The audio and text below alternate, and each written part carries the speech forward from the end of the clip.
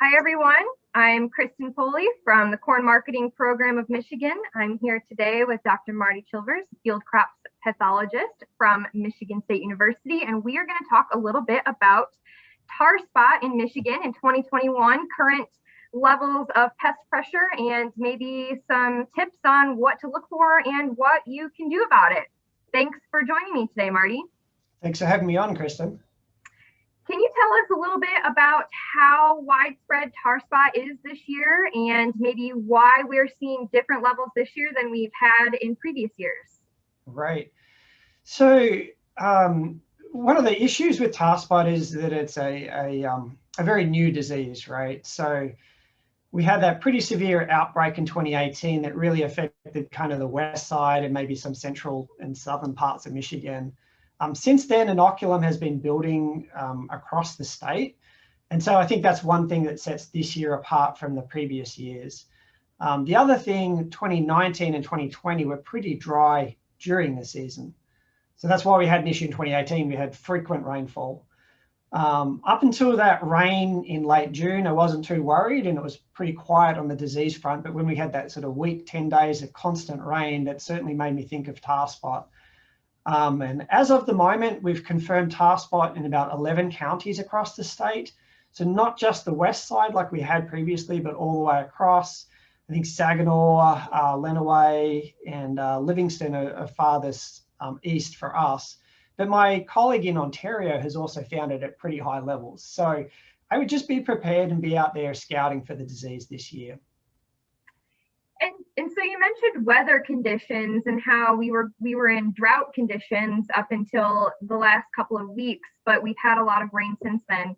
Is it the amount of rainfall that we should be concerned with, or are there other things at play? It's not just the number of inches that we've gotten? Right, that's a really good question. So it's not just about the total amount. More important than that is the period of leaf wetness.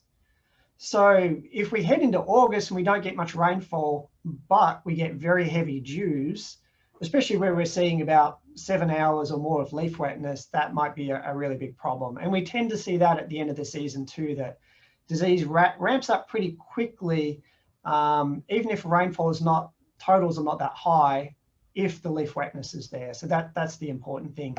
The frequency of rainfall is a really important thing. So I'm looking at the forecast now, and it was supposed to dry off a bit, but I still see in this 7-day forecast, we've got a chance of rain. So, I mean, that really comes into play, like how frequent is that going to happen?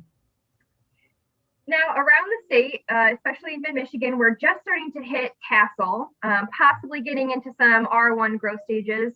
At what point in the season or in corn growth should fungicides be considered if pest pressure is high in the area? Yeah, so the last part of your question is key. If pest pressure is high, I think, right? So I understand people getting very concerned about this, and I think it's really important to take this seriously. Ideally, what we would be doing is spraying when there is pressure present. The problem with tar spot is you don't want it to get away on you because then it'll be too late to put that fungicide on. And just for sort of reference here, in our irrigated field trial last year, when we sprayed on July 17th, we saw about a 30 to 50 bushel protection, but that was under a location with very heavy tar spot that developed.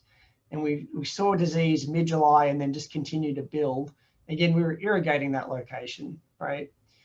So if you don't see any disease in your field, or you know that county really hasn't had any confirmations yet, personally, I would wait, but watch very, very carefully. I've been out with some growers the last couple of weeks in finding tar spot where they hadn't really looked for it. It's a hard disease to scout for too, because you're talking about very small, black spots on the lower part of the plant this time of the season. But what does sort of worry me is, that the number of plants that are infected in fields that are showing up. So it's always a difficult call, and really the amount of rainfall that we get is going to drive this. If August is really wet, then spraying soon, if there's pressure, makes sense. Again, if there's no pressure at all and surrounding farms are clean, then I would probably wait and watch for that fungicide application. Those are good tips. Thank you for that.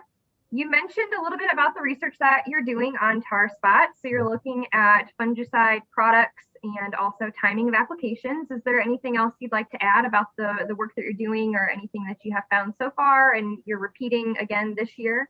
Yeah, it's early this season, right, to give you an update on which fungicides appear to be performing the best. And we'll put a link out with some information on what we found last year. Timing wise, what was interesting last year is that I believe about the R3 timing seemed to be a little bit better in terms of disease control.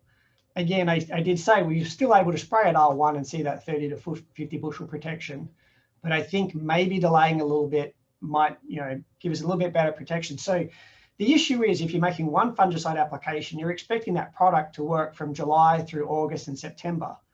The fungicides work for about 2 weeks. They'll knock down the amount of disease, absolutely, and then protect that foliage for about 2 weeks. But then after that, things can get started again, right? And so if it's only one app, I might want to delay that a little bit. If you've got the potential to come back with a second application, then yeah, I mean, maybe it's okay to spray now and be mindful and watching for what happens later on if that second application is needed. And we're going to have some more information on a blog post that is linked to the bottom of this video post. You can also find it on our website, micorn.org. Marty, if there are producers out there that have questions, or if they think that maybe they have found some tar spots but aren't confident in that diagnosis, how can they get in touch with you or MSU services? Yeah, so you can use MSU Diagnostic Pest Services, and we'll include a link to that. Or certainly, I'm pretty active on Twitter and email, so go ahead and send me a picture. That really helps it's a pretty easy disease to ID via image. So just take a fairly reasonable picture and send that to my way, and I'll have a look at it for you.